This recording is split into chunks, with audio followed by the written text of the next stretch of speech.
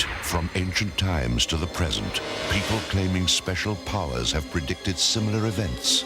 Will their most frightful predictions of all soon come to pass? David McCallum is your guide to Ancient Prophecies 2. Countdown to Doomsday. Next.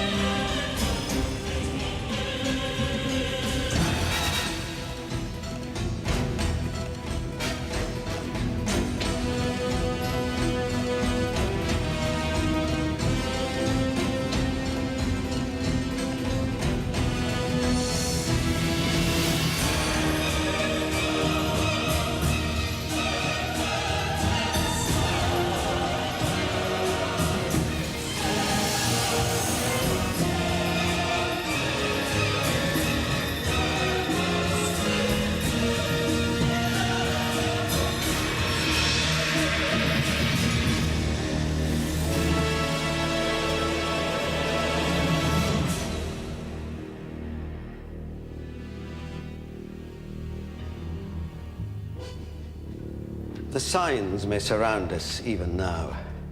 Doomsday, Armageddon, visions of the end of time. Signs that prophesize the final chapter of future history.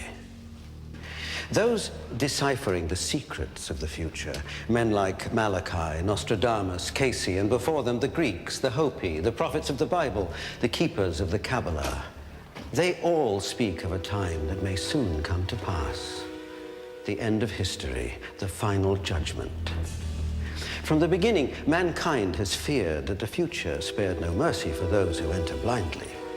That's why the ancient Greeks, seeking protection from an unknown future, relied on a specialized class of seers called oracles, who were routinely sought for advice on love, politics, even the outcome of wars. One of these oracles was unique, because visions of the future came not from the living, but rather from the dead. Absolutely the most amazing and interesting oracle was the Oracle of the Dead at Ephora. Student of Greek oracles, Dr. Raymond Moody. This was an enormous underground institution that was in the far northwest corner of Greece. To the Greeks, the after-death realm was located underneath the earth, not as we imagine today like our hell. It was just that that's where you went when you were dead. Most people would go into an underworld environment. And that was why the early oracles of the dead were constructed as subterranean facilities. Those who sought to contact the dead descended from the world of light and life into a dark and foreboding cavern. Each downward step took the seeker closer toward a reunion with their past and a glimpse of their future. They were led through a vast and convoluted maze of hallways, twisting one way and winding another, ever deeper into the world of the dead. They would lead you down a corridor and put you in a room, a dormitory in effect, where you would wait until it came your time to consult the oracle. The wait was long and hard. It could last a month or more, and included sensory deprivation to prepare the seekers for a vision. Fed little, denied sound and sunlight, they found their minds wandering. Then, without notice, the summons would come. When that time came, you were led out of your dormitory room into a 50-foot long subterranean hallway. Stretching into the distance was the culmination of a long journey, a flickering path into the unknown. At the end were steps leading to a vast chamber, where the searcher finally met the oracles, high priests of the afterlife, all gathered around a giant bronze cauldron, the gateway to the other side. They would highly polish this cauldron, which was made out of metal, fill it up with water, and that would make an optical clear depth. Indirect lighting from the flames of lamps would create really quite a spectacular appearance, and it was in that optical depth that people would actually seem to see their departed relatives and friends right in front of them, full color, 3 dimensions, moving, full size, and even talking. The dead relatives answered questions, great and small, allowing their descendants to know their destinies. The Greeks were a lot more focused than we are today on divining the future. And that's one of the reasons why the oracles were so important. When they went to the oracle of the dead, by and large, they were going to learn from the spirits of the dead some sort of information. After they had been in the central apparition hallway and had seen the images of their departed loved ones, they were then led out, and they were led into a room where they were fumigated with sulfur. In the ancient Greek culture, it was regarded that if you had had any sort of contact with the dead, a dead body or with a spirit, you would have to cleanse yourself by immersing yourself in sulfur. Their bodies were cleansed, but nothing could erase the visions forever etched in their minds.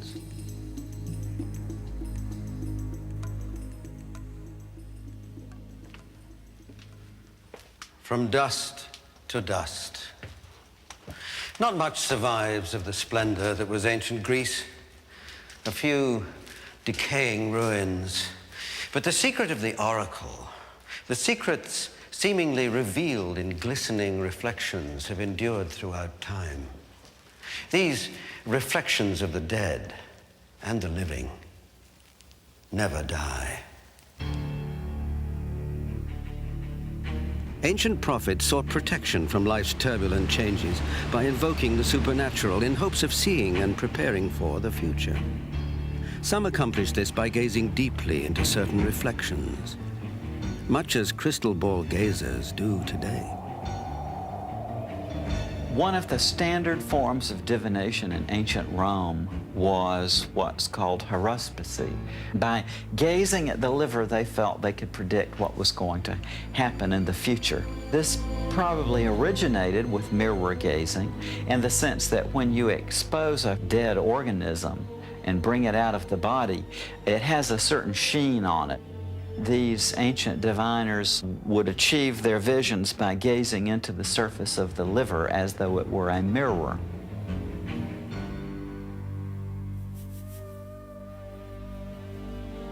Reflections also played a role in the lives of Native Americans, who sought insight into a universal question: how long would one live? The Pawnee Indians had a ceremony in which they would take a badger, kill the badger, drain its blood into a bowl, and there in the moonlight, the children would come and gaze into the blood, which would of course act like a mirror, a reflective surface. Based upon the visions of themselves that they saw in the future, their parents would determine whether their life was to be a short one or a long one. In Africa as well, mirror rituals have long been woven into the fabric of tribal life. There was a tribal practice in Africa among the Nakomis, an initiation ceremony. A young man is led to a ritual hut. Inside is a mirror positioned above a pile of human bones. The initiate gazes deeply into the reflection until an image appears in the mirror, the image of a dead tribe member. Afterwards, he must describe who he saw to the elders. If his vision was true, the man whose image appeared in the reflection was the very same ancestor whose bones lay beneath the mirror. Then the young man would be accepted into full rights and responsibilities of manhood. In Central Africa, among the Bassa tribe, reflections of the future may similarly be divined by a tribal shaman. Author Nouk Bassom has experienced this firsthand. You see a movie unfolding. You see things that were, you see things as they are, and you see things as they will be. You come to the old man asking questions and seeking answers. I have an uncle who was a sorcerer. He always keeps a big basin of water under his bed. Maybe the young man have woman trouble. Could be, huh? So when you come, you say, okay, what do you want? He say, listen, my mother is sick, or my son is sick. What can I do to help him? He pull it out. He will put something in it immediately. You will see your own life, or the life of the person you are inquiring about, unfolding. Look there, young man. In there, where the dead live and the future hides.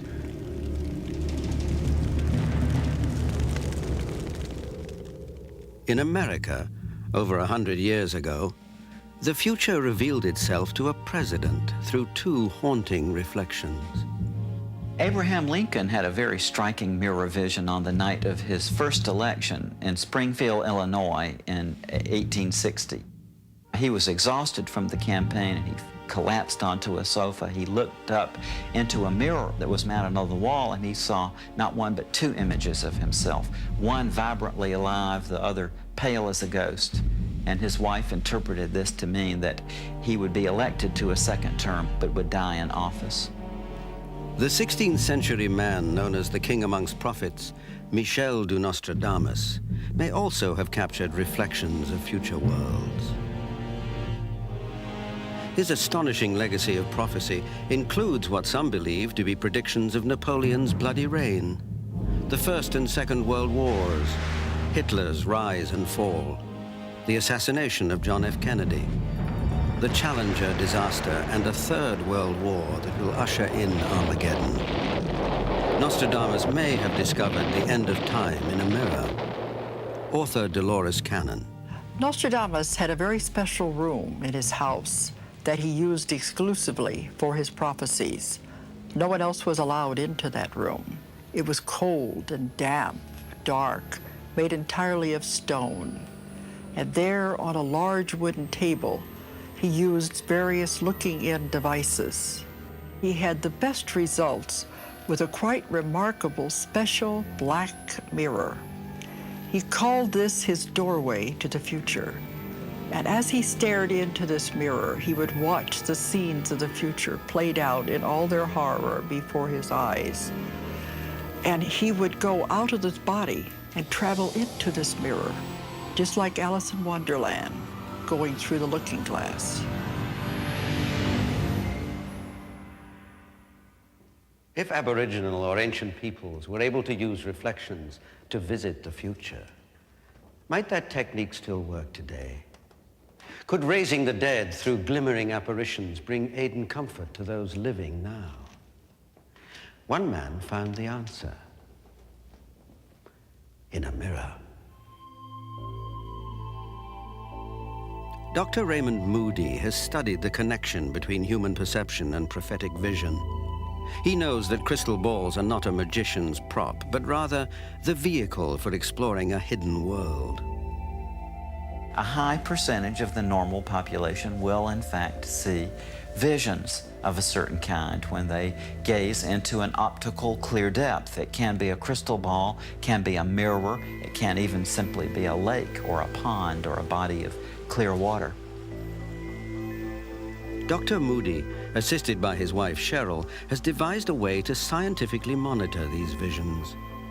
Following the model of the Greek oracles, he created a special chamber that promotes psychic imaging, a psychomantium.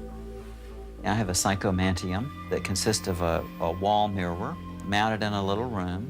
The walls of the room are entirely covered with dark fabric to exclude light and reflections. The person sits in a comfortable chair just below the mirror so that looking up into the mirror, they do not see their own reflection. There's a light behind them which casts a diffuse illumination into this room. And when they look into the mirror, it seems that they are peering into an infinite depth. People have really extraordinary experiences. I think if I hadn't been here to see them myself, I would have a hard time believing some of them. A doctor of medicine at Harvard had so many faces and images coming at her from the mirror. She said it was like folks lining up at a phone booth to talk. She got frustrated by it and actually stood up and said, "Enough." One gentleman that was here, who was at the time a sports producer for TBS, saw his dog. Now, people laugh at this, but you cannot imagine how many people have asked us, do our pets survive the afterlife? Could I see my pet? In looking through the clear depth, he saw his dog, and I think it was one of the most moving experiences he had ever had. One incident showed the psychomantium to have unexpected powers. When I looked up, here was this spirit, looked like an angel to me with this baby. And she was so emphatic. She kept saying, "The baby's okay, the baby's okay." When I went downstairs after leaving the booth, I discovered that the woman before me had gone into the booth. She had had a reunion with her baby who had died. And the spirit was telling this woman, "Your baby's okay, your son is fine." I continued her vision.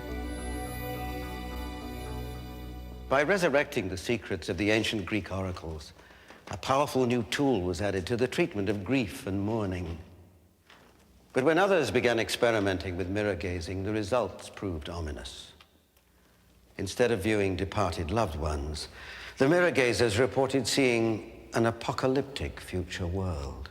When I first went into the psychomantium, I picked up a lot of emotional hurt and pain and sadness and what felt like to me a lot of people's stuff that had been left behind. I could see a scene coming up, and it looked like a portal looking down into planet Earth.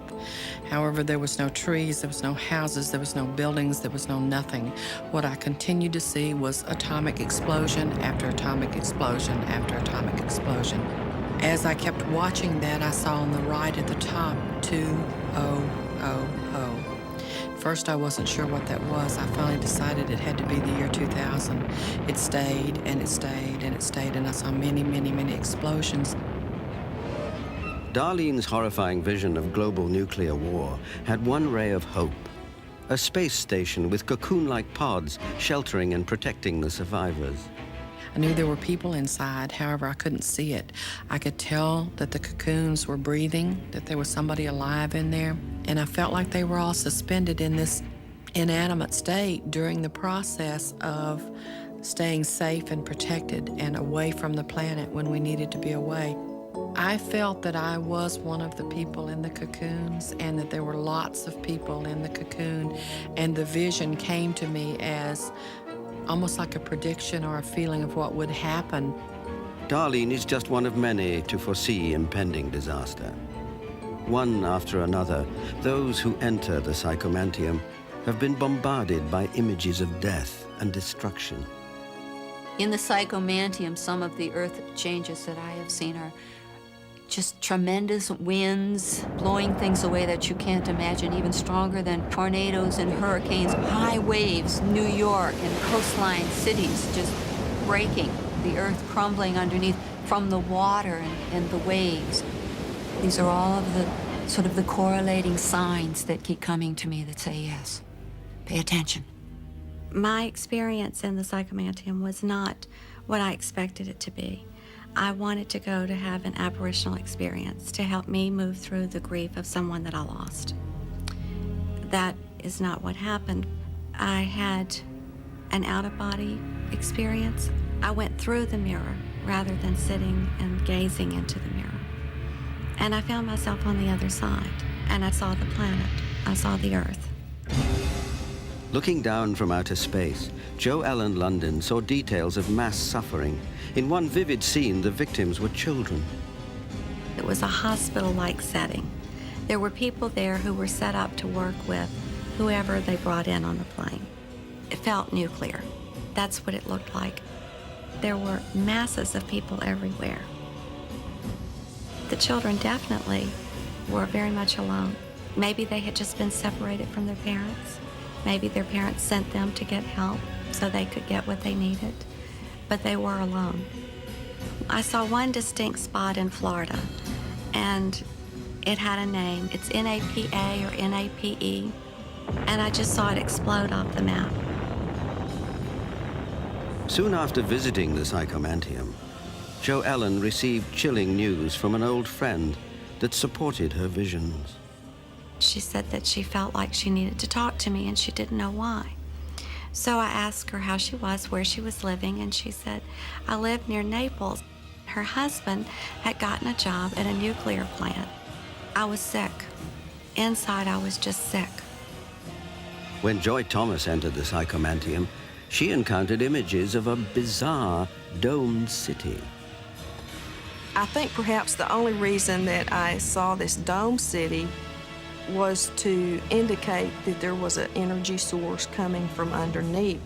Perhaps the earth changes, the violent earthquakes and the uprising of the land uncovered this source of energy. Joy also saw a space laboratory, manned by scientists rushing to create desperately needed food. There were people in the laboratory wearing lab coats, and they had test tubes full of a clear liquid with plants starting to germinate inside. I asked for a year for that particular vision that I saw, and the year 2021 came to mind. Some apocalyptic visions are even closer at hand. Lydia Bow sees an Earth of dark and deserted cities. I asked what had happened that caused this, and it was an asteroid. I could see it hit the Earth and cause a lot of destruction on the Earth. There was a lot of grayness, just gray and dark. I asked also for some places where it would be safe for people to live at that time, around 2011. And I got that it would be in Western Canada, Northern Colorado, Chile, and part of Egypt. Those places will be safe. That'll be where people are living. Now when people come out of the Oracle and they tell me that they can see the entire planet being destroyed in that way, I believe it, and I also feel very frustrated. We've got to do something. We've got to do something. Although strangers to one another, they claim to have conjured fragments of a common vision inside the Psychomantium. Pieces of a catastrophic event looming in the very near future.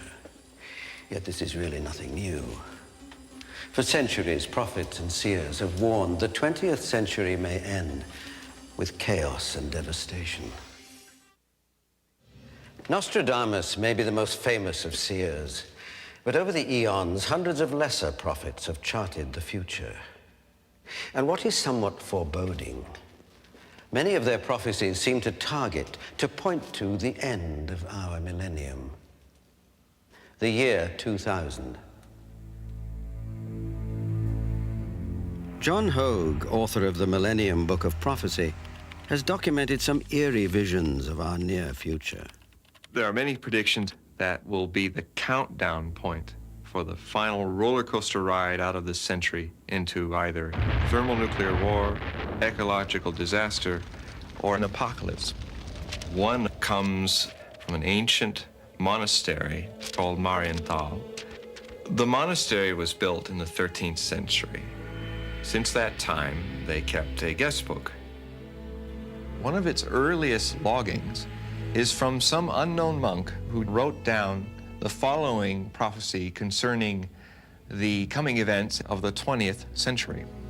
And he writes, "A war will come before which all previous wars will fade. Streams of fire will come from clouds where there are no clouds." This strange riddle could mean that the fire is from greenhouse gases, invisible clouds.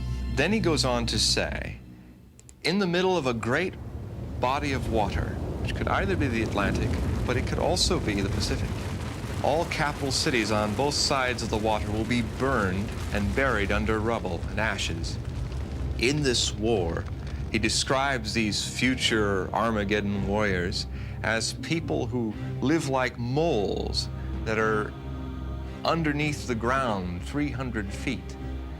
We know that our missile guidance systems are actually set 300 feet under the earth, He predicted this centuries before it happened. Many prophets seem to foretell the end of time with appallingly similar predictions. One warning of a looming apocalypse may herald from 17th century Scotland and the visions of a simple farm laborer.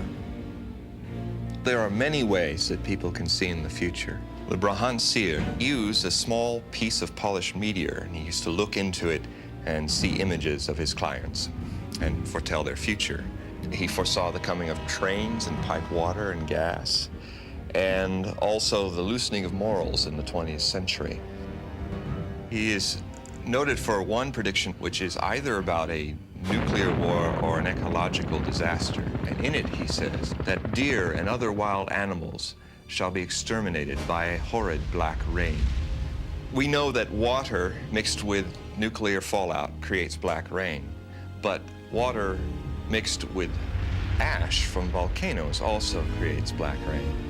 So this could be a prophecy either of a nuclear war with nuclear winter following, or it is another of the many prophecies about a natural disaster befalling Northern Europe. He was noted for being a very blunt prophet, and it got him in trouble with the Countess of Seaforth, who had him tried as a warlock. As the crowd gathered around, she had him thrust into a burning barrel of tar laced with spikes.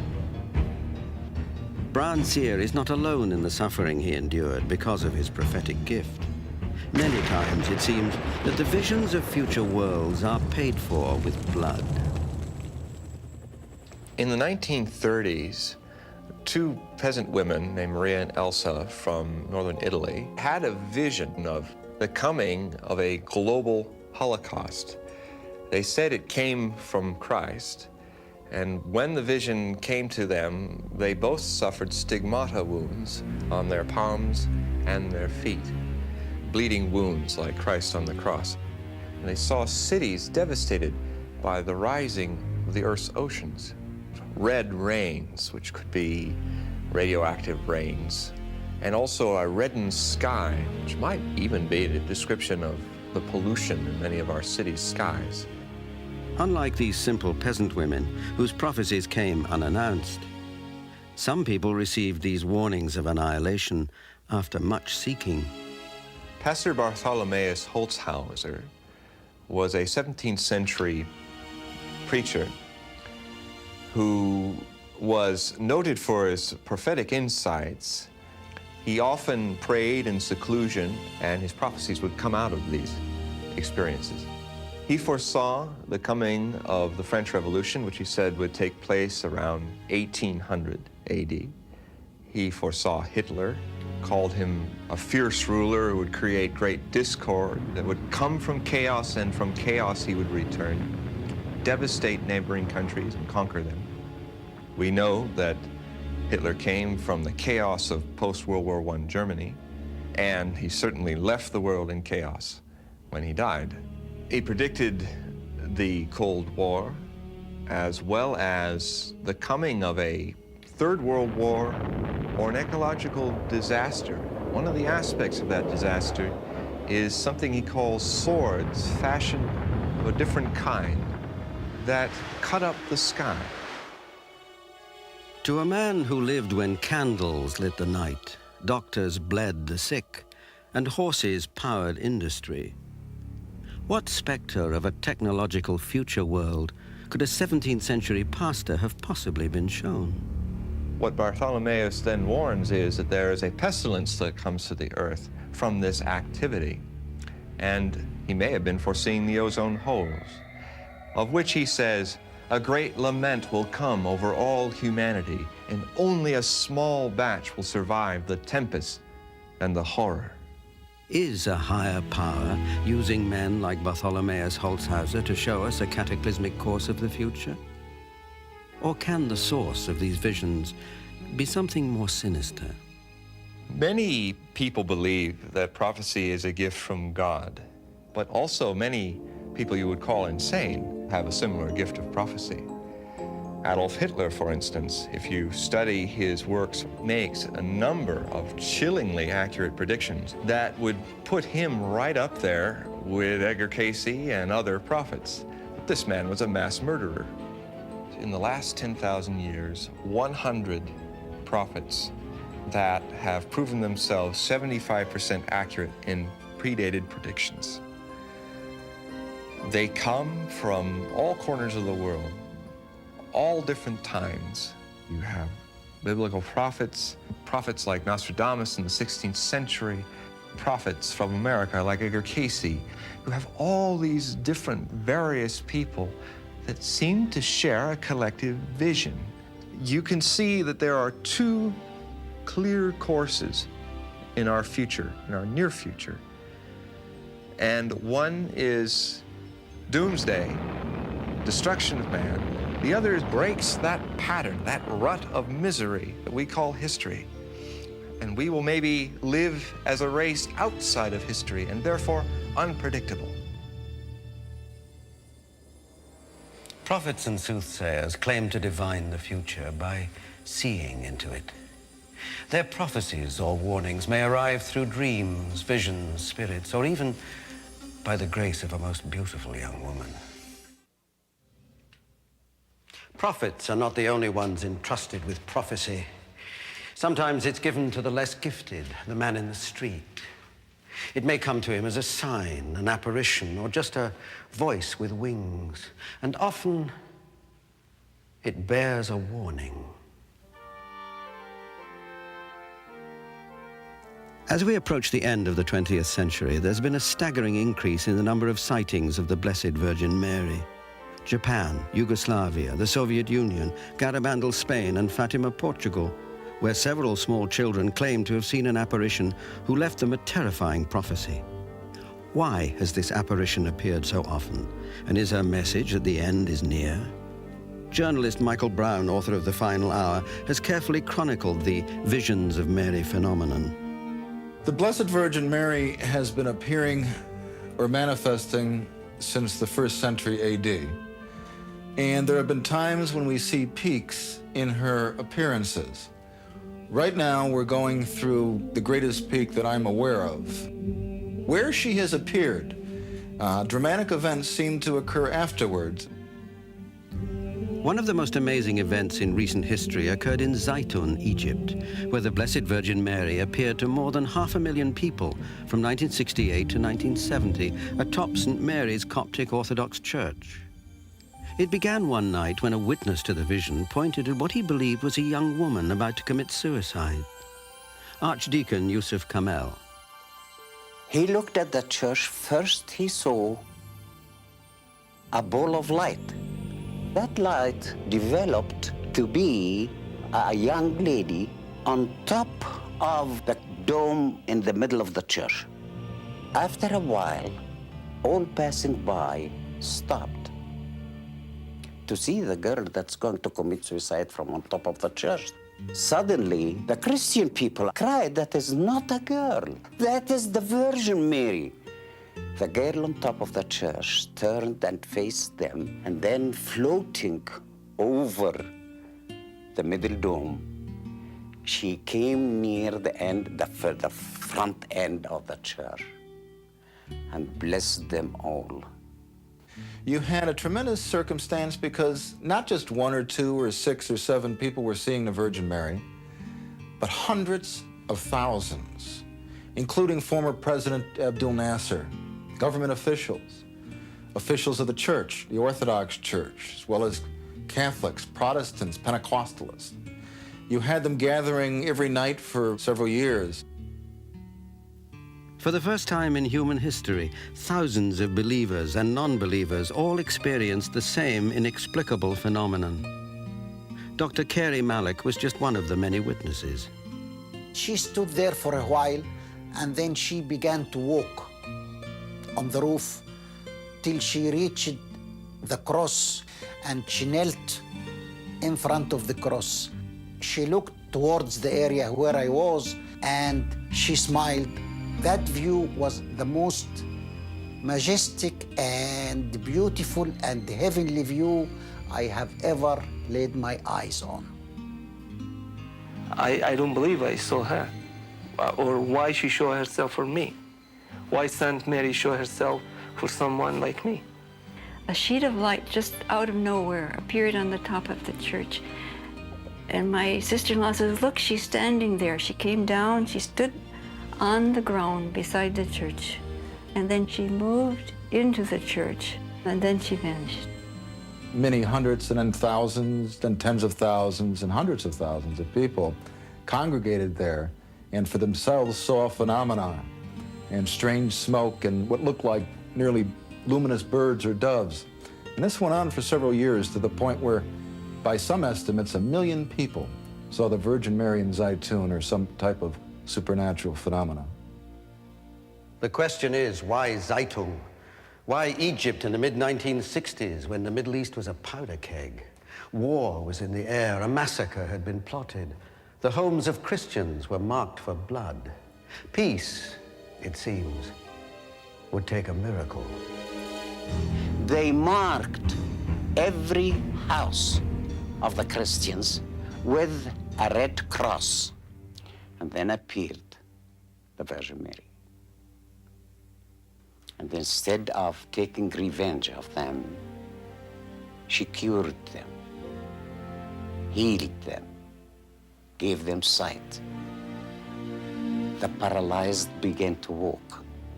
I heard a man shouting, I see, I see. I was told the man was a blind Muslim and the Holy Mother gave him back his eyesight. I can see. His eyes were opened and saw the figure of the Virgin in front of him, on top of the church. The man was hysterical. He cried out. The miracle happened, the miracle happened, the miracle happened. I can see. And began stretching his hands, touching everyone around him. One girl named Teresa Galila had polio when she was about 6 months old. She could drag her legs with crutches, and she was healed at Zaytun. And I had seen her walking. One of the most amazing miracles of healing occurred to a woman with breast cancer who came to Zaytun in search of a cure. One night, as she lay sleeping in a room near the Church of St. Mary's, she had a vision of the Blessed Virgin Mary. Father, I see the Virgin. She's standing by my bed. Now she's by the window.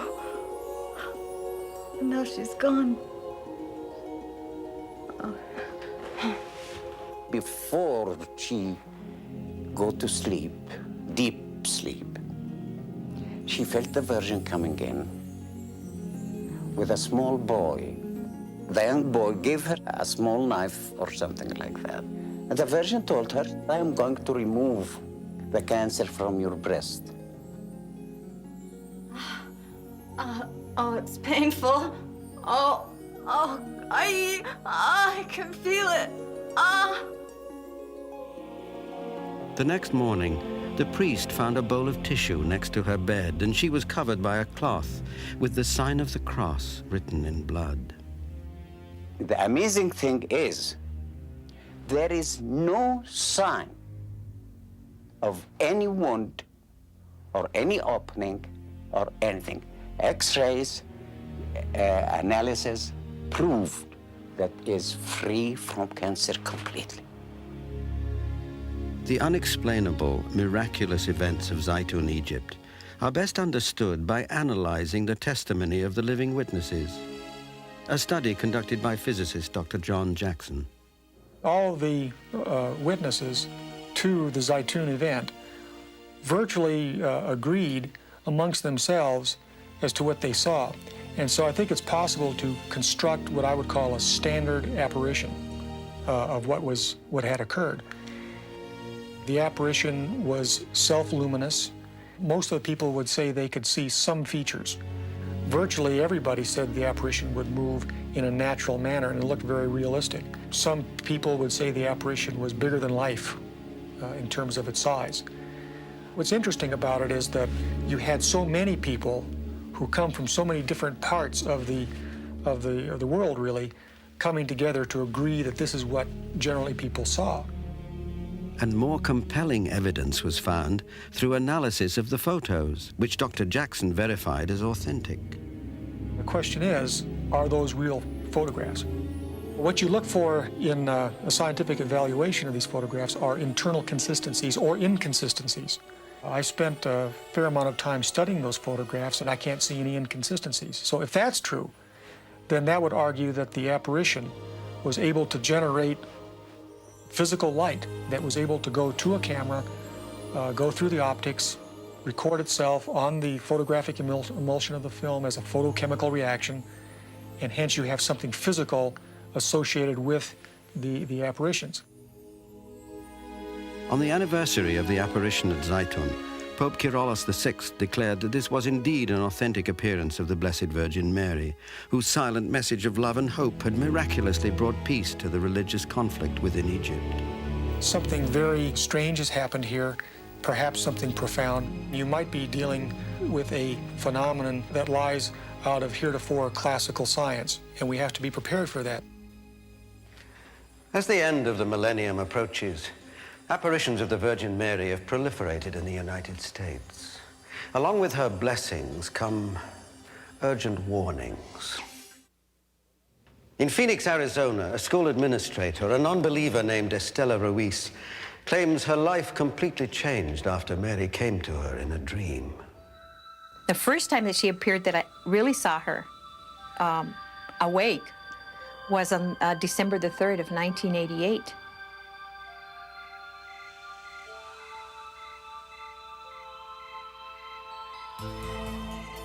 I was the only one that was awake in that dream, and I saw a light form like in the hall coming into our room. I knew in my heart that our Blessed Mother was going to appear. You're here. Our beautiful lady is here.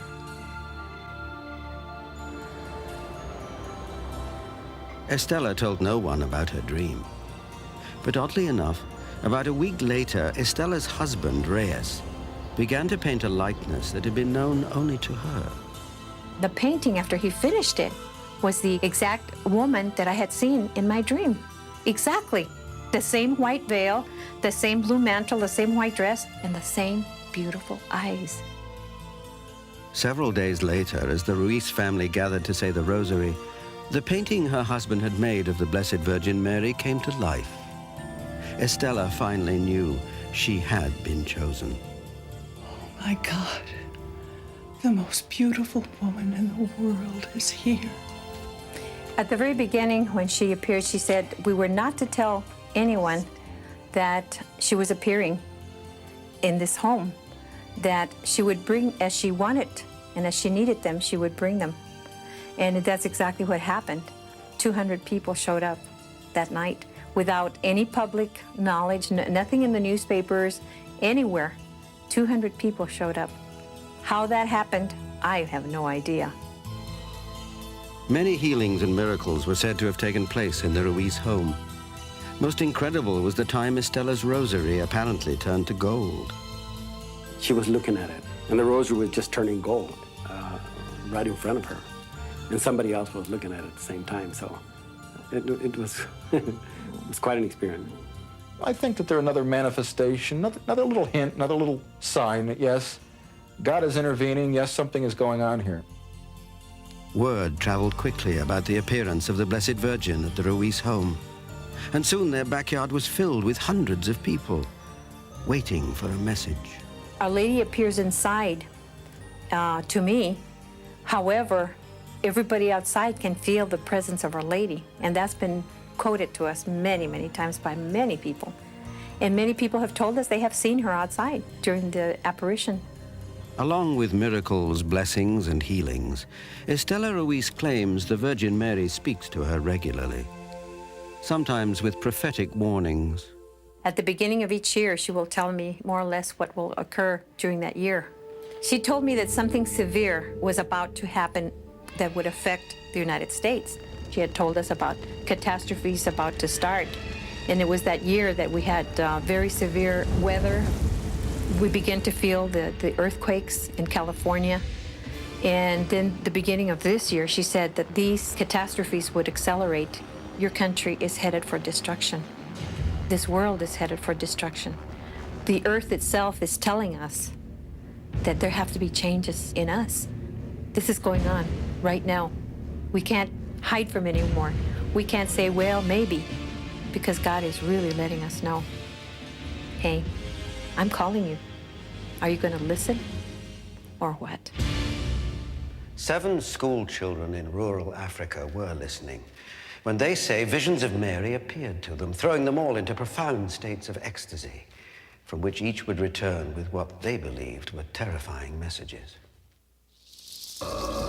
In the rural village of Kibeo, Africa, 7 children from a Roman Catholic school would fall into a trance of ecstasy while speaking to the Virgin Mary.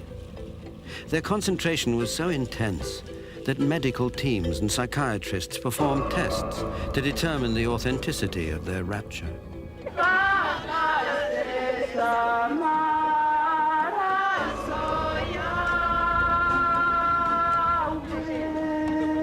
When somebody goes into an ecstasy, it's nearly like they're being drawn into another dimension, drawn out of our reality. Indeed, they'll tell you afterwards that everything disappeared around them. Maybe they'll see what seem like nearly clouds, but aren't really clouds, some other reality or dimension. And it's in that reality that they see the supernatural figures, whether it's the Virgin Mary, sometimes the Lord, various saints, different personages who are of a spiritual nature. And when they're in such a state, often, you can go up and you can flash a light in their eyes, you can pinch their cheeks, you can even put a needle into them, and they're not going to blink, they're not going to budge, because they are in an altered state of consciousness, a tremendously altered state of consciousness. But their eyes are open, and what they are seeing seems as real to them as anything that we see in a normal course of consciousness. But the 7 children had a terrible message to deliver, a prophecy so horrifying that they wept as they revealed what they had seen. They were given a prophecy of the future, horrible pictures of coming turmoil and anarchy, blood. They were shown so many bodies, it seemed like there was no place to put them all. They were told that if mankind did not convert, that there would be apocalyptical events in the future. They were told by the Virgin Mary that that country would see a river of blood. That was a direct quote. 6 years later, the prophecy was fulfilled with chilling accuracy in the nation of Rwanda, where Kibeho is located. This is the final times of the apocalypse, because that's what it must seem like in Rwanda.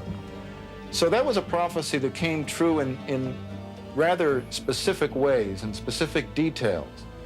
And she said at Rwanda that she had come not just for Rwanda, but for the entire world. And so if that's happening there now, one wonders what lies in all of our future. Long before the Bible, there existed a mysterious body of secrets that were handed down to a chosen few. They foretell the end of time. And these mystical teachings may decode the secrets of the universe. Collectively, they're called Kabbalah. Some scholars of Kabbalah believe that hidden within 72 ancient Hebrew names, a description of Armageddon may be found. Rabbi Philip Berg. A ball of fire will descend upon all of mankind. There will be periods whereby mankind will forget that the sun even appears. World War II will be so finite, so minuscule as compared to the ultimate destruction that will take place within the next 6 years. This was stated 2,000 years ago. This chilling prophecy may be found within Kabbalah. Originally revealed to Abraham, the first of the Jews, Kabbalah is an ancient belief. So mysterious, so complex, it was long thought that people who delved into its inner secrets risked madness. Rabbi Ariel Bar Tzadok. These teachings then had to be very strictly safeguarded in very small, closed, secret societies until such a time when they could be revealed again. Not so much to defend and to protect the teachings, as much as to defend and to protect the people who would not be able to properly use them. These teachings armed Kabbalists with a forbidden knowledge so powerful that only a few could be trusted with its secrets, which included opening a window to the future. Throughout the ages, a number of prophecies trace back to Kabbalah. That which is referred to in the Christian tradition as the rapture does have its source in Judaism. It is said that in the end times there will be 7,000 righteous found in the land of Israel. These 7,000, it is said, will rise up into the air in transformed bodies of light, like the body of Elijah. The renowned prophet Nostradamus studied with Kabbalists in Italy, and it's believed some of his predictions may have originated in the most important Kabbalistic text, the Zohar. The Zohar is a written record of an oral system that explained everything there was to know concerning the universe. And the Zohar provides all of the information, that which is present, that which is unseen, which is a vital factor in determining prophecy. The Zohar is a body of revelations which may unlock the encoded secrets of the Old Testament, otherwise known as the Torah. Included in these are prophecies of Armageddon, the war to end all wars. The end times are now. We're living in them. The enemies of Israel will attack Israel during the night with a major chemical and biological attack, and the numbers of casualties will be tremendous. And it is said that Israel will respond strategically with nuclear weapons, beginning of World War III. During the wars that are to come, multiple millions are to die. Here in the United States, you will see horrible things. Our prophecies do teach us that there will be a nuclear strike against an American city. Our prophecies teach us that America will not fall to an outside enemy, but will fall to racial rioting from within. Fundamental to Kabbalah is the goal of reaching spiritual perfection. But the world today is far from perfect and declining steadily as mankind plunges toward the millennium, the date when the cosmic clock may run out. All of the prophecies of Armageddon and gloom and doom that are written in the Bible by the prophets were not given by God because of our sins and he's going to punish us because we're bad, but rather they're the natural outcome and result. We as a race have not developed much spiritually, and therefore we are bringing upon ourselves our own fulfillments of our own destinies. Part of that destiny may include disastrous earth changes. There will be major changes upon the entire ecosystem, on the entire globe. Certain types of earth changes, hurricanes, volcanoes, and earthquakes, can be caused by the unleashing of certain yet unknown technologies. And I believe during World War III, these unknown technologies will be the cause of the majority of horrible storms. It is written in the Holy Zohar that there will be a time of darkness upon the earth for 15 days. How these 15 days of darkness and cold are to occur, will it be something from outer space? Will it be something from an unknown technology? Who knows?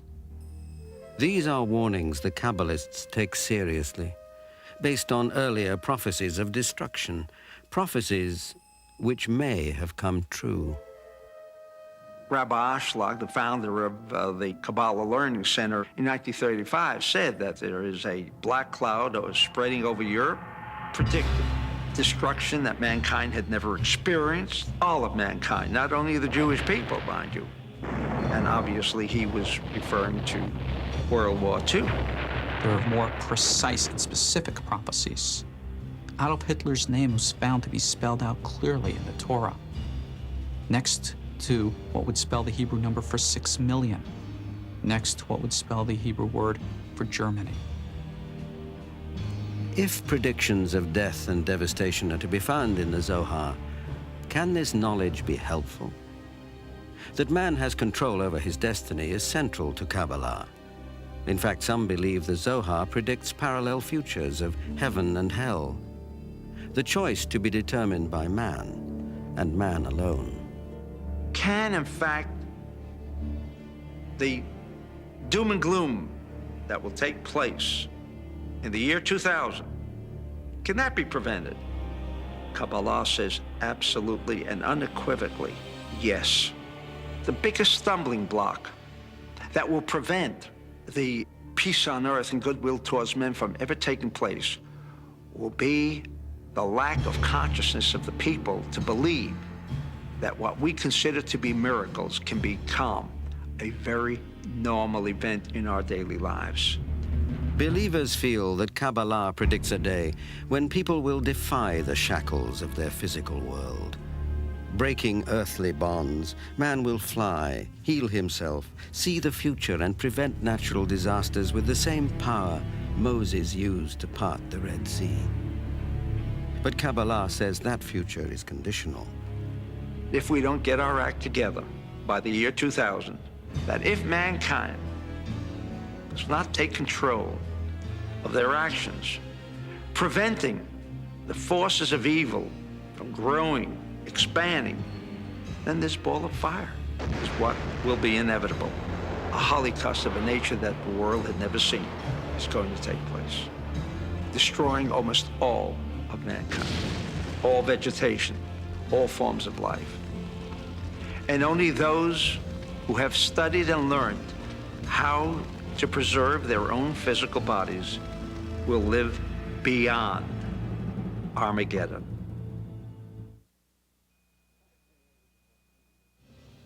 Besides being able to foresee the future, the truly great prophets may often display psychic and healing abilities.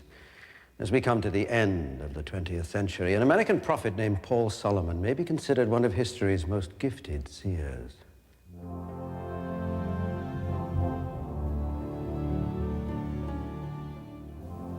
Edgar Cayce, one of America's most gifted prophets, passed away in 1946. But Cayce's legacy would not end with his death. In the late 1930s, a child born to a Southern Baptist family would become known to the world as the second Edgar Cayce. His name was Paul Solomon, and his warnings to the world would echo those of the sleeping prophet a generation before him. Thoughts of fear, thoughts of worry and disharmony will destroy mind, body, spirit, science, technology, environment, the planet itself. Paul Solomon was a teacher, a healer, a priest in the true sense of connection with God, a miracle worker, a loving, caring man who believed that everybody could learn to develop their full potential. People started to talk of Paul as the second Edgar Cayce. And Paul's response to that was, hey, I don't want to be the second Edgar Cayce, I want to be the first Paul Solomon. Born William Bilo Dove to a Baptist minister's family in the South, the boy who would grow up to be a prophet was a solitary child. He was said to have supernatural abilities that troubled his religious parents, as his wife Sharon recalls. When Paul was a child, he used to see lights around people. Afternoon, preacher. Ma'am. Good afternoon to you, Mr. Harkins. Paul, what do you say? Good afternoon, Mr. Harkins, sir. He saw dark, dull, ugly lights as bad people. He's got a bad light. That's a bad person. Enough of this evil talk, young man. Show respect for your elders. Often, people who his parents thought were very nice and loving would then end up cruel or mean. They didn't know how to deal with that strange child. He learned very early not to say those kinds of things because it had such a reaction. It was very difficult for Paul as a child seeing and feeling these things. When young Paul saw beautiful white lights around people, he knew them to be genuinely good. One such person was his best childhood friend, Jada. Jada was a little black boy. And in the South in the early 1940s, white children didn't play with black children. Paul distinguished between the beautiful lights and the ugly lights, but he had no conscious recognition that there was a difference between black children and white children. A black child to him with beautiful lights was a beautiful child.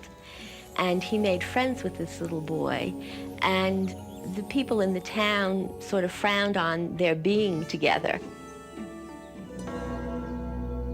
But one day, after a short illness, Jada suddenly died. Now alone, Paul left the funeral to mourn his best friend. Jada, you're back! They said you died. Yeah, I changed body. Come on, let's go play. And they played with each other. And the way Paul describes this, they played with each other as if he was a physical being. Over the next 7 years, the spirit child Jada taught Paul many things, including an amazing psychic ability that would help him with his schoolwork. Paul was not very fond of studying. And he was discussing this with his friend Jada one day. Jada told him that if he placed books on his stomach, he would be able to absorb the material. So Paul went through school learning by placing the books on his solar plexus, whereas all the other children had to study. One day when he was showing off, he read a note that one of the kids had written to another kid. Hold on, you think Steve is cute? Hey, Betsy wrote a note. She's goo-goo eyes over Steve. Give me that. Give me that. Paul must have X-ray eyes. Listen to this. Steve is the cutest boy in the whole wide world. I'm telling! The little girl who had written the note became very upset and went and told the principal that Paul had somehow taken the note and communicated it. Hello? Yes, Principal Morn. He what? When the school principal phoned Paul's parents about the incident, they too became upset.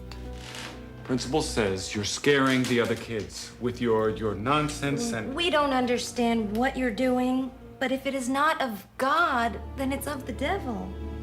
And this scared Paul terribly, and he started shutting off his psychic gift.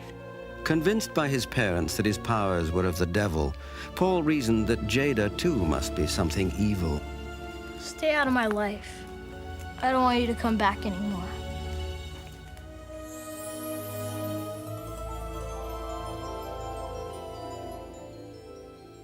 As a young man, Paul studied to be a Baptist minister in the honored traditions of his family.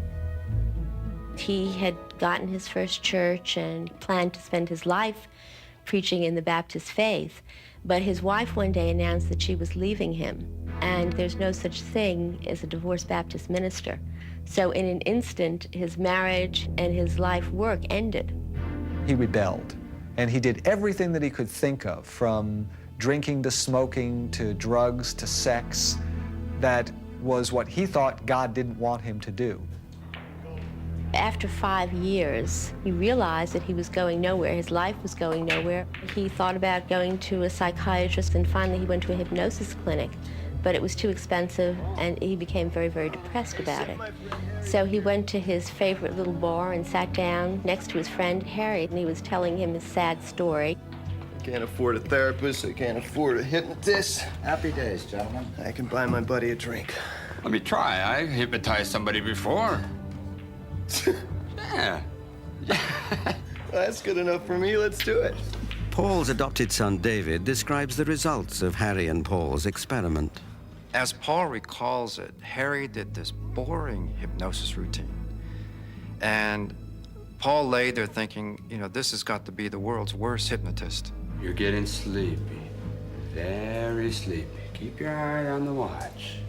You're getting sleepy. Very sleepy. You're going under my spell. You're getting very sleepy. Your eyes are sleepy. The next thing he remembered, he woke up, clutching his solar plexus in pain. Why am I on the floor? Did you kick me in the stomach or something? No, I put you under and you flopped down on the floor. some spirit started to talk, speaking right through you like you were possessed or something. It was great. Get out of here. No. And he was angry and threw Harry out of the house because all he was feeling was pain. Harry came back the next day and said, Paul, I know that wasn't you because you're not that smart. What was being said there was much more intelligent than I know you are. And that intrigued Paul, so they tried it again. You're getting sleepy, very sleepy. This time, Paul remembered going through a long tunnel. And at the end of the tunnel, he saw Jada. He also saw a girl by the name of Merle, who he had dated in high school, who had also died. They were waiting for him at the end of the tunnel. And they comforted him, and they supported him, and in effect held his hand as he explored this other realm of consciousness. They also asked a question about where his grandfather's money was, because his grandfather had told Paul for years and years and years about this lost money. Paul, where did Grandpa hide the money? The money's in a chimney. In a house where nobody lives. And they went to an old burned-down house and they found the money and the stocks. The voice that spoke through Paul called itself the Source. Very dangerous. Author Dr. Wayne Wheeler describes the extent of its power. There seemed to be nothing in the entire manifold of universal creation which the Source didn't know or that it couldn't find an answer to. Able to penetrate deeply into the total intelligence of the universe, it seemed to be a door opening onto infinity. I remember hearing a story that happened when Paul was first beginning to do readings, when he was in Atlanta, Georgia. Harry had told a policeman about what Paul did. A little girl had been lost for a few days, and the policeman came to Paul's house and asked if Paul could do a reading to help locate her. Now focus on our little girl. We see a street. Do you see a street sign? Yes. Magnolia. Do we turn left or right? Turn right. We see a house.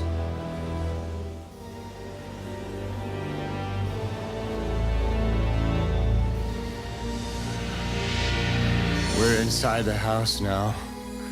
Listening. Around the corner. We hear her now. She's hiding under the bed.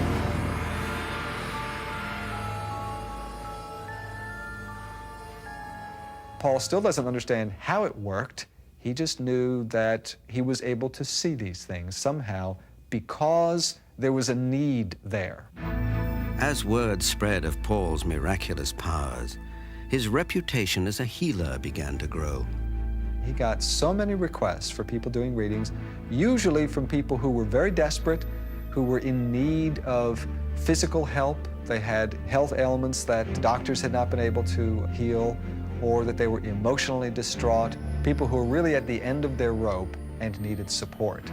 In 1976, Paul did a reading for a man who had a son who, about a year old, was not able to keep down any food at all and was very emaciated, had to be on intravenous feeding just in order to survive.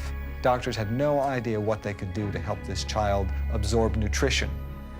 The reading said that he had an allergy to cow's milk and that if they simply switched to goat's milk, he would be able to keep the milk down and start to absorb nutrition. They did it, and he's a healthy teenager today. There's a woman who had very severe scoliosis. Paul did a reading for her, and the reading suggested that she place a fresh ocean fish on her back and tape it to the back, keep it there overnight, and to sleep that way for a number of nights in a row. As the fish decayed, the enzymes would be absorbed into her bones, and her bones would become more supple. Not a very comfortable thing to do, and certainly not a traditional healing technique, but it worked. With each reading, Paul became increasingly adept at contacting and communicating with this strange, all-knowing power. According to the people closest to him, strange phenomena, even miracles, were an everyday occurrence. One day, Paul and another friend of mine and I were driving in a car, and there was an electrical storm going on, and Paul said that anywhere he pointed his finger, you'd see lightning. That's very funny, Paul. And I thought, yeah, Paul, you don't need to pull this stuff with me. I saw a bolt of lightning right where he pointed it, and I stopped laughing and I just shut up. I didn't understand how he did it, and he never explained what happened. But strange things like that just happened around him. Another eerie example of Paul's connection with the source was witnessed by Dr. Bill Beidler. Paul came to my house for a series of readings. I conducted them in my library. I had a double closet with a sliding door. Paul was laying on the floor in the dim light of the closet. About a third of the way into the reading, I saw floating above Paul, his other body, connected by a cord to the solar plexus. Paul stopped right in the middle of a sentence. The minute I saw this, he stopped. And it took me a few moments to realize that I had interfered with the reading. So I, at that point, withdrew, and he took up right where he had left off without even a break.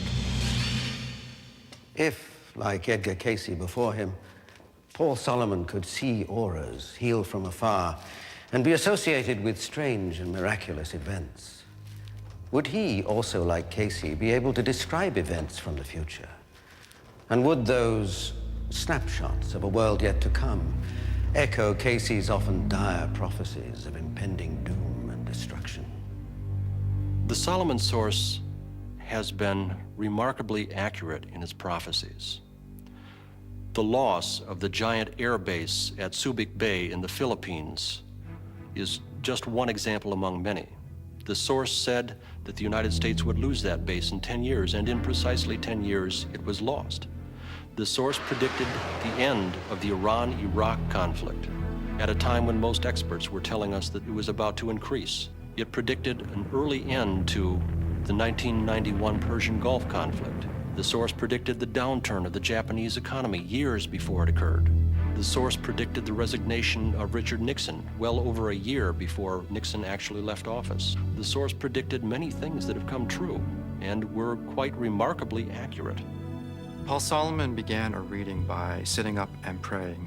He then laid down, his breathing would nearly stop, and then his solar plexus would heave violently in the middle, and it was like shooting a bullet out of his body, out of his solar plexus, actually.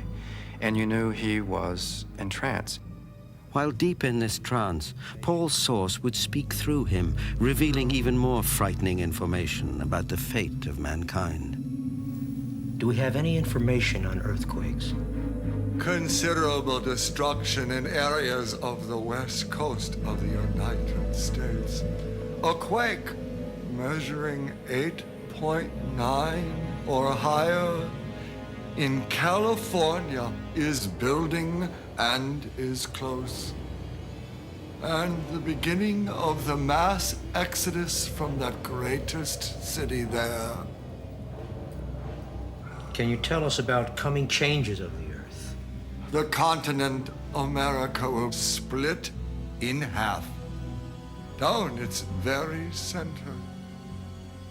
A wall of water will come rushing across.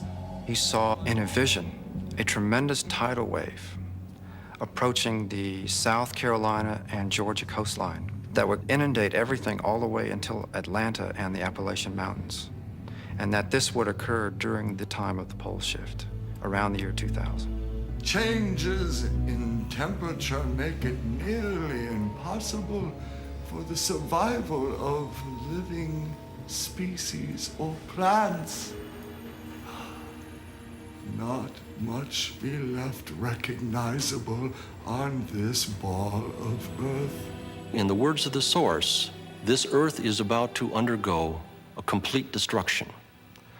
A relapse of cosmos into an amorphous state of chaos before this impending birth of a new earth, a new world takes place. And specifically, the source mentions that it's these last 5 years, they're of critical importance. Armageddon or future wars? The introduction of nuclear devices is building and is very close. You will see plumes of fire and smoke as spoke of in the book of Revelation. What we are talking about is a nuclear confrontation in the Middle East that will spread a great deal of radiation and toxic waste over a wide area. We see children dying in the streets, and you will see destruction as has never occurred on this planet. Over and over again in the source readings, it stated that we have a very short period of time in which we can change before the dire predictions given by the source come true. And if we don't change, they will come true. On the morning of March 6th, 1994, Paul passed away in his sleep, very peacefully. Paul had been very ill, and yet he didn't stop. He just ran all over the world, helping people. He just didn't let his illness get in the way of doing the work that he needed to do. Paul Solomon tapped what he called the source to divine what may be looming cataclysmic upheavals. At the same time, in a far corner of the country, another source was being called upon by someone as innocent can be. A mother of 3 and another woman seeking peace and relaxation through meditation allegedly saw into the future.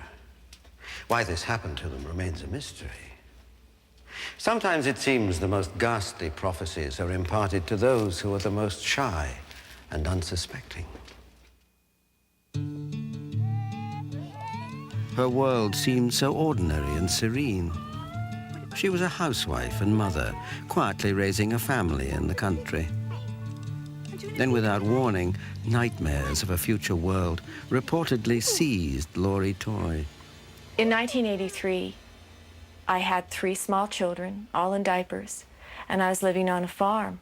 And I was awakened in the night, and at the foot of my bed stood an ascended master, the ascended master Saint Germain. And his aura was crackling, and it had almost a violet, luminous energy all around it. I had no idea what that meant, but then later on is when the dream started, a reoccurring dream, which contained in it a very profound vision of prophecies of devastation. In the dream, 4 beings in white robes came and unrolled a map in front of me. There was a huge table where this map laid, and they always unrolled it almost as if it was this sacred object. And this map showed a United States that was drastically changed. I thought at the time, what a funny dream to have. I must be folding too many diapers or doing too much laundry. And I called a friend and said, I've had this very unusual dream. But that's just it. It didn't feel like a dream. I was there and saw the map. Years passed. The children grew, but Lori's dream never faded away. I didn't do anything for 5 years. Raised my kids, stayed on the farm. Then in 1988, I was encouraged by a friend who I told about this dream of the map to recall the details of the map. He had felt that perhaps there was information there that would be valuable to people. So we agreed to meet in the early morning hours. Using a meditative process, I could hear these beings in the 4 white robes speaking to me and telling me the details of this map, tremendous details of cataclysmic, destructive prophecies. When I first saw these 4 beings, I didn't know who they were. But later on, I became educated in these specific ascended beings. They would unroll a map, and there was always a master teacher who would come forward.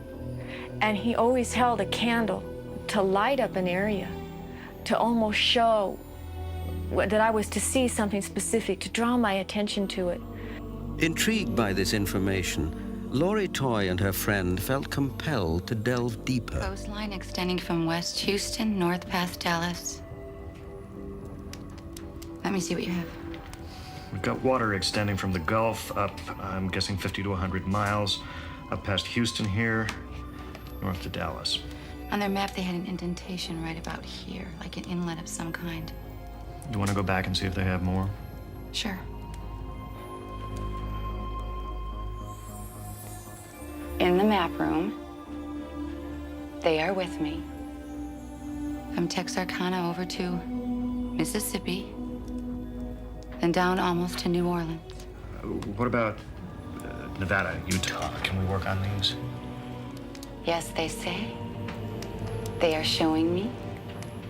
It is all underwater, almost to Denver. Do you see any islands? Yes. Salt Lake City. I've noticed that after I come out of this meditative state, that a lot of times there's something altered within my own physiology. For instance, this morning, I blew out several lights just turning them on. You can always hear the tone on a telephone. If I hit the dial on it, puts a whole other tone in there and I'd get the wrong number. We had over 80 sessions using this meditative process. What evolved out of that was the I'm America map, which is a very highly detailed prophecy of Earth changes of the United States. The prophecies were so alarming that Laurie Toy began documenting each one so that people could be warned.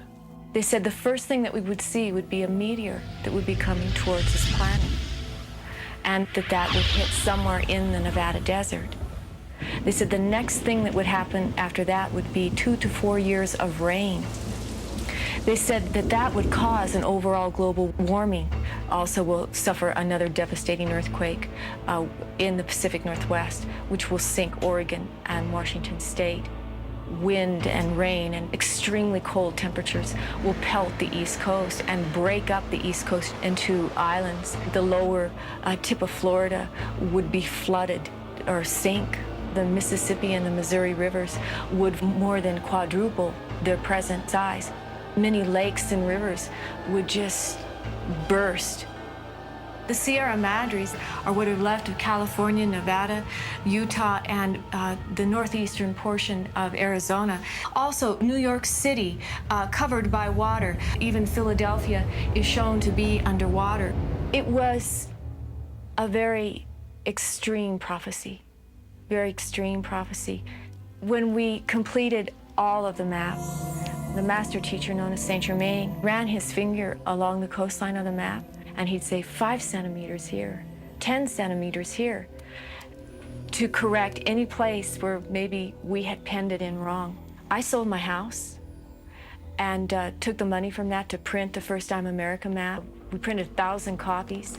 I, of course, got my children to come in there and help Mom roll maps. It was always our after-school project, because we had a lot of people that we had to warn. And we started giving maps away to hundreds of people and talking about what these prophecies were. But the Odyssey did not end there for Laurie Toy. The map captured the attention of a man who was also having visions of Earth changes. A man who became Laurie's second husband. A man named Len Toy, a prophet in his own right who shared the same startling visions. One day I said, well, you write down what you've seen, and then I will go into the meditative state and I will write down what I see. And we did that, and we were amazed because both maps looked almost entirely alike. There's great ice storms that form over the European continent and crash to the cities and bury them under 20 to 100 feet thick and as much as 200 to 300 miles long. All of these areas are then completely devastated. Because of the global warming that is so greatly affecting Western Europe, the European community joins together to detonate a nuclear explosion in the Mediterranean Ocean along a fault line to alleviate the water pressure that is rising. And the area of North Africa into the Middle East is lost in this nuclear detonation.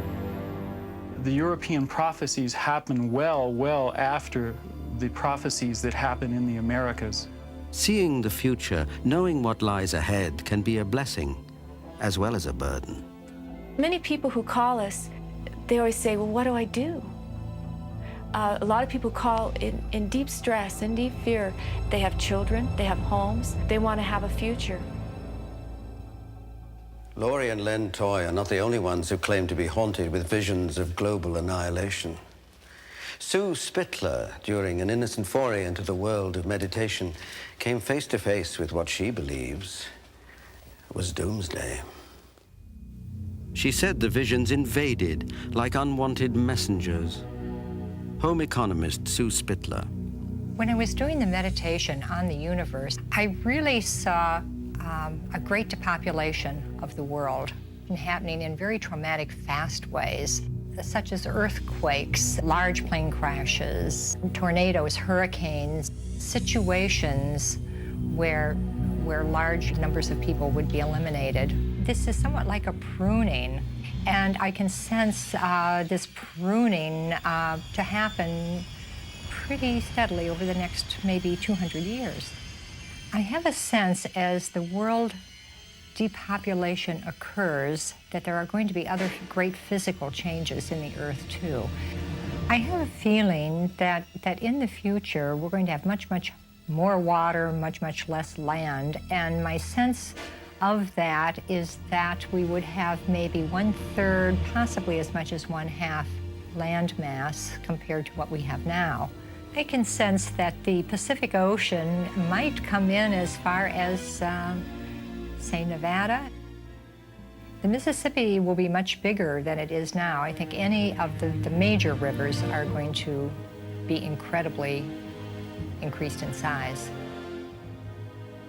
I meditated several other times on the subject of the universe, and the information that I received just kept building on top of the information that I sensed earlier.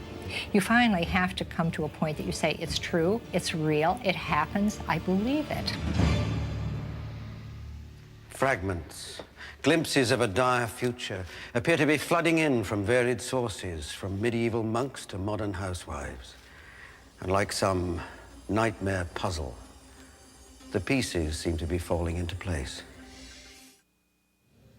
Reportedly, warnings of imminent global disaster are being received worldwide. And in the southwest United States, a stone, thousands of years old, bears a carving of what just might be a map of the future.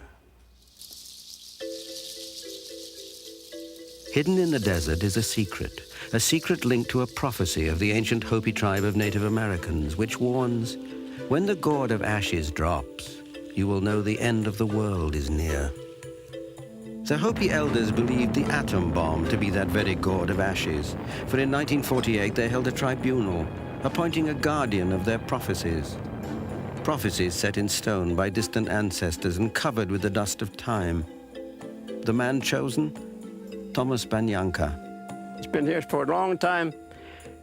They knew about destroying, but no one knew it was here. Thomas Banyanka is the keeper of the carvings. It was he who uncovered the prophecies etched in stone after they lay hidden for many years. So I wrapped this. So I was the one that cleaned this mess up and saw the drawing, and I was so surprised. Thomas Banyanka is one of several Hopi elders who is entrusted with the pre-Columbian prophecy that has a series of final warnings to be told to the world before what is called the Great Purification by Fire. Either it can be a fire of nuclear war and greenhouse global warming, or it can be a fire of inner consciousness. In the Four Corners region of Arizona, the ancient Hopi prophecy rock looms, chronicling the destiny of mankind in Hopi hieroglyphics, leading towards what some fear is inevitable extinction. This figure represents the Great Spirit or guardian of this land that we came on this earth, what we call now the Mother Earth. In the first figure carved by the Hopi ancients, the Great Spirit or Creator meets man. The Creator then gave man the sacred circle, a promised life of peace and plenty if, and only if, man would follow the spiritual path. While the brown man waited, the white man traveled the earth on a mission to spread the spiritual circle and return with knowledge. He was supposed to bring this, but instead he brought a symbol of a cross, they said. It's on here, cross. Breaking away from the Native American people, the white man now traveled the path of materialism and invention, as shown by these three figures on the Rock of Prophecy. I always say that first figure represents first invention, like wagon, pulled by animals. And later, the second one representing advancements in inventions. He brought automobiles that run by itself. Then the third one represents also advancements in inventions, scientific things, and now they have rode up in the sky. With the invention of the aeroplane, the white man now commanded the land, sea, and sky. And just as the Hopi Prophecy Rock appears to predict, this thirst for power led to two devastating events, World War I and World War II. There's a line down over here, and that's where we are today. And the zigzag line represents up there big nations. Powerful nations put their military might together and kill thousands of women, children, animals, birds. We have now come into last little circle above the line, which is, they said, maybe the beginning of Third World War. And so, as the Hopi prophecy goes, we find ourselves at the crossroads with the fate of the entire race of man hanging on one all-important question. Do we return to the sacred circle and a life of harmony and abundance? Or do we take the jagged road, leading us further and further from the spiritual path? If that happens, according to Hopi prophecy, the purification by fire will immediately commence. These chilling words place us precariously close to the edge. Will civilization end in a holocaust of flame?